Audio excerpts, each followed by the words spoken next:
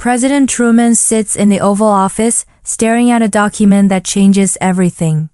The Soviets exploded their first atomic bomb 6 months ago, years earlier than anyone expected. But this paper reveals something far worse than American intelligence predicted. The bomb wasn't stolen. It was given away, handed over by one of America's own scientists. A man who worked alongside Oppenheimer at Los Alamos, who helped design the very weapon dropped on Nagasaki, then carefully copied every detail for Joseph Stalin. The name on the confession, Klaus Fuchs.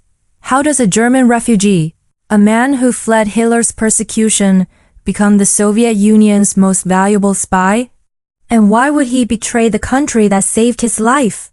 To understand Fuchs, we need to go back to September 1949, when Truman announced that the Soviets had the bomb. America was stunned. The nuclear monopoly they thought would last a decade was gone in just 4 years. Panic swept the nation. People built fallout shelters. Children practiced hiding under desks. But behind closed doors, intelligence agencies asked different questions. How does Soviet scientists crack problems that took America's brightest minds years to solve? The answer came from a secret code-breaking program called Venona. Hidden in decoded Soviet messages, they found references to someone code-named Rest, an insider at Los Alamos who leaked atomic secrets directly to Moscow. The hunt for Rest was on. And it would lead them to one of history's most devastating betrayals. London, 1941. German bombs rained down on the city every night. In a small apartment, a 30-year-old refugee named Klaus Fuchs works on quantum mechanics equations by candlelight.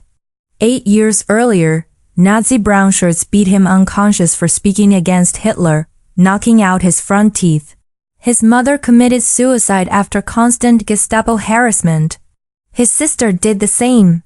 His father, a Lutheran pastor who dared oppose Hitler, was thrown into prison. Klaus watched everything he loved destroyed by fascism. That kind of loss changes a person forever. When war broke out, Fuchs escaped to Britain with one burning desire, to fight back using the only weapon he possessed, his brilliant mind. Britain's atomic program, called Tube Alloys, desperately needed talented physicists. Fuchs was recruited immediately. He proved invaluable, a theoretical genius with a photographic memory who could solve complex problems other scientists struggled with. His colleagues described him as quiet, polite, almost invisible. Nobody suspected the conviction burning inside him. Then, in June 1941, Hitler invaded the Soviet Union. Something clicked in Fuchs's mind. The Soviets were now dying by the millions to stop the Nazis. Eventually 27 million would perish. Yet Churchill and Roosevelt secretly agreed to exclude Stalin from all atomic research. To Fuchs, this wasn't just unfair. It was dangerous. If one nation monopolized the world's most powerful weapon, what would stop them from dominating everyone else? So Fuchs made a decision that would change history. He contacted Britain's underground communist network and volunteered to spy for the Soviet Union.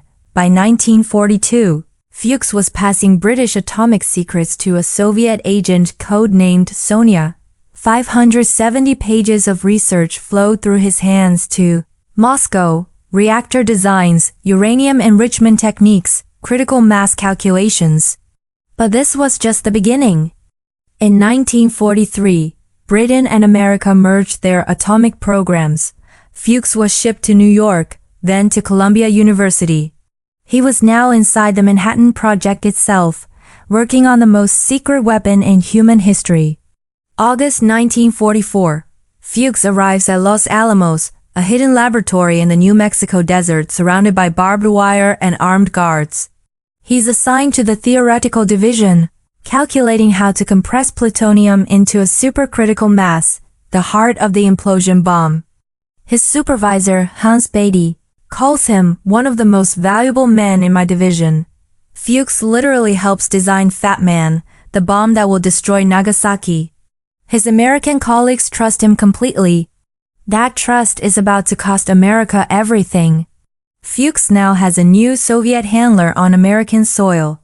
Harry a a short, forgettable-looking man who works as a pharmacist. Perfect cover for espionage. Spring 1945. They arrange a meeting in Santa Fe. Fuchs drives up in a battered blue Buick. Gold slips into the passenger seat. They drive into the desert darkness, making small talk, both knowing they're committing treason with every mile. On a ridge overlooking the city, Fuchs reaches into the back seat. His hands shake slightly as he lifts a thick envelope. Inside, complete blueprints for the Fat Man plutonium bomb. Gold clutches those papers like his life depends on it, because it does. He takes a bus, then a plane, then a train across the country, knowing any stranger could be FBI. For 2 weeks, he barely sleeps. When he finally delivers the package to his Soviet contacts in New York, he's given America's greatest secret away. July 16, 1945, Trinity Test Site, New Mexico. Klaus Fuchs stands in the desert at 5:29 a.m. The countdown reaches 0. Flash. The first nuclear explosion turns night into day. The shockwave hits like a physical force. Fuchs watches that mushroom cloud rise, orange, purple, terrifying, knowing he helped calculate its power. His colleagues cheer and cry. Some quote ancient scripture. Fuchs stays silent.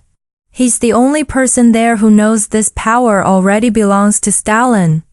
Between 1944 and 1945, Fuchs feeds the Soviets everything. Gaseous diffusion techniques, chain reaction mathematics, reactor blueprints. Most critically, the complete implosion design for plutonium bombs. He even leaks theoretical work on the hydrogen bomb, a weapon that doesn't exist yet. Think about how incredible this was. Los Alamos had guards everywhere. Mail was censored. Every scientist was watched. Yet, Fuchs operates freely, copying documents by hand in his room, memorizing equations like a human computer. Each package he passes cuts America's atomic advantage by months, maybe years. By August 1945, when Japan surrenders, Klaus Fuchs has already given Stalin the blueprint for Armageddon. But his luck won't last forever. Summer 1949. At British intelligence headquarters, decoded Soviet cables land on investigators' desks. The Venona project has cracked Soviet communications, revealing meetings between their agents and a British scientist codenamed REST. The messages describe Manhattan Project data flowing to Moscow. Every detail points to one conclusion. A British mole operated at Los Alamos. And he might still be active. Intelligence officers start connecting the dots. REST was in America in 1944.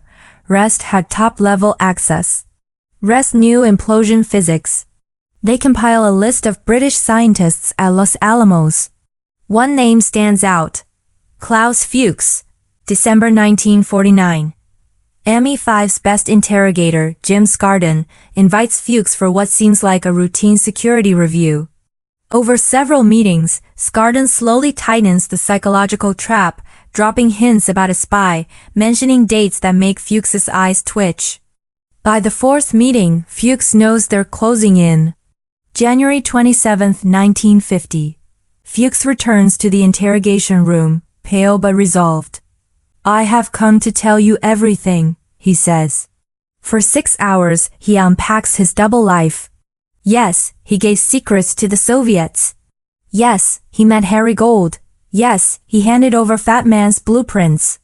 When asked why, his answer is chilling.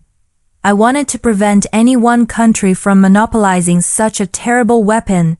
In his mind, he wasn't a traitor. He was saving the world from nuclear tyranny.